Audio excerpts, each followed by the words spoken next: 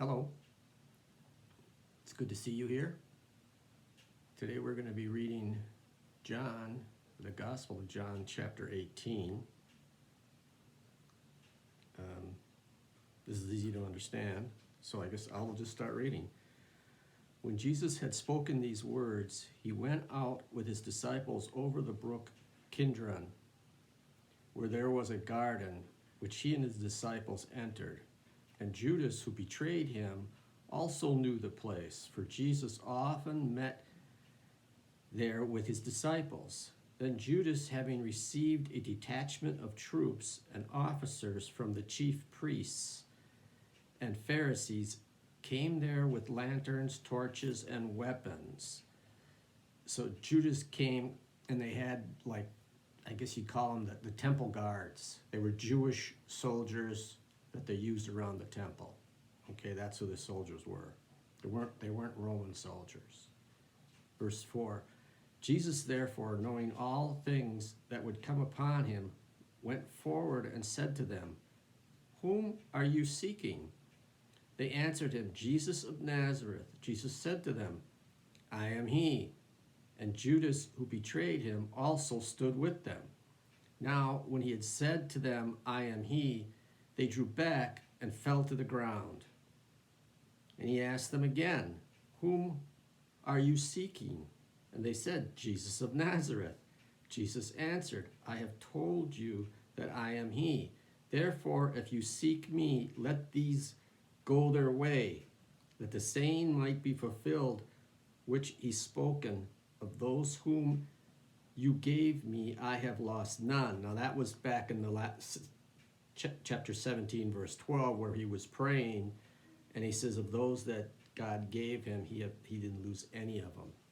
Okay. Then Simon Peter, having a sword, drew it and struck the high priest's servant and cut off his right ear. The servant's name was Malchus. This was very bold of Peter to pull his sword out and take a swing at the guy's head, and ended up lopping off his ear. By the way, Jesus does put the ear back on, okay? He doesn't say that here, but in other Gospels it says he puts the ear back on. So Jesus said to Peter, "Put your sword into the sheath. Shall I not drink the cup which the Father has given me?" That means that Jesus had to go with them and then be taken to the cross. Then the detachment of troops and the captain and the officers of the Jews arrested Jesus and bound them. And they led him away to Annas first, for he was the father-in-law of Caiaphas, who was the high priest that year. Now it was Caiaphas who advised the Jews that it was expedient that one man should die for the people. And Simon Peter followed Jesus, and as did another disciple. The other disciple was John. Now that disciple was known to the high priest, and went with Jesus into the courtyard of the high priest. But Peter stood at the door outside. Then the other disciple, who was known to the high priest, went out and spoke to her who kept the door, and brought Peter in. Then the servant girl who kept the door said to Peter, "You are not also one of this man's disciples, are you?" He said, "No, I'm not." Now the servant and officers who had made a fire of coals stood there, for it was cold, and they warmed themselves, and Peter stood with them and warmed himself. The high priest then asked Jesus about his disciples and his doctrine. Jesus answered him, "I spoke openly to the world. I always taught in synagogues and in the temple where the Jews always meet, and in secret I have said nothing.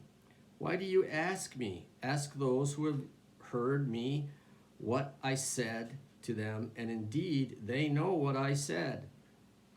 And when he had said these things, one of the officers who stood by struck Jesus with the palm of his hand, saying, Do you answer the high priest like that?"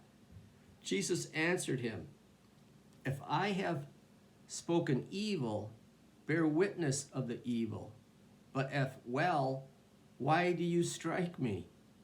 Then Annas sent him bound to Caiaphas, the high priest.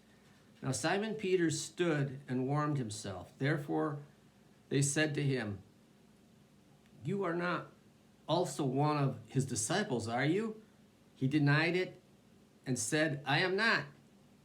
One of the servants of the high priest, a relative of the man whose ear Peter cut off, said, "Did I not see you in the garden with him?" Peter then denied again, and immediately the rooster crowed. So after 3 times the rooster crowed. Then they led Jesus from Caiaphas to the Praetorium, and it was early morning. But they themselves did not go into the Praetorium, lest they should be defiled, but that they might eat the Passover. Pilate, that they would get defiled because they were going into a Gentile's house, so to speak, or court, or whatever you want to call it. Pilate then went out to them and said, "What accusation do you bring against this man?" They answered and said to him, "If he were not an evildoer, we would not have delivered him to you." And Pilate said to them, "You take him and judge him according to your law." Therefore the Jews said to him, "It is not lawful for us to put anyone to death," that the saying of Jesus might be fulfilled, which is spoken, signifying by what death he should die. That's death on a cross. That's the way the Romans did capital punishment, death on a cross. Then Pilate entered the Praetorium again, called Jesus, and said to him, "Are you the king of the Jews?" Jesus answered him, "Are you speaking for yourself about this, or did others tell you this concerning me?" Pilate answered, "Am I a Jew? Your own nation and the chief priests have delivered you to me. What have you done?" Jesus answered, "My kingdom is not of this world. For my kingdom were of this world, my servants would fight, so that I should not be delivered to the Jews. But now my kingdom is not from here." Pilate therefore said to him, "Are you a king then?" I guess Pilate didn't get it. Jesus answered, "You say rightly that I am a king. For this cause I was born, and for this cause I have come onto the world, that I should bear witness to the truth. Everyone who is of the truth hears my voice." Pilate said to him, "What is truth?" And when he had said this, he went out again to the Jews and said to them, "I find no fault in him at all. But you have a custom that I should release someone to you at the Passover. Do you therefore want me to release you, the king of the Jews?" Then they all cried again, saying, "Not this man, but Barabbas." Now Barabbas was a robber. So rather than releasing an innocent man, they'd rather have Barabbas, a robber, released. Okay? Which is kind of, they really hated Jesus. They really did.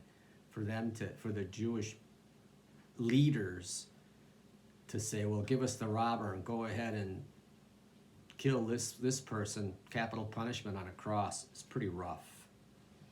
Okay?